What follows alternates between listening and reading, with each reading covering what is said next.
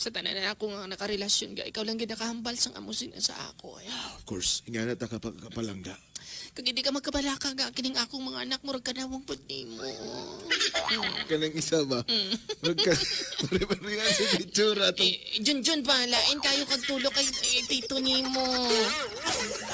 Marag, di ka ni katong, ang tagihan ng tatay ni katong gwardya sa una. Kamalagang hindi mo pala pag-ibalik sa to. Pare-parehan Bahala ng sino man ang itsura ba? tatay sinagang. Importante nga. Nag-abot sila sa akon. Tama, ginagawa. Siguro gang, mo man yung ginatawag nga blessing in disguise siguro ka. Tama ginagang. Ote, lima na ni sila gang. Unsa man, basi gusto nimo nga, planuhan nimo nga, imuon nimo gaano.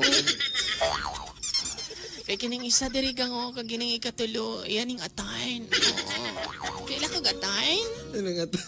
Atan kuhan pa.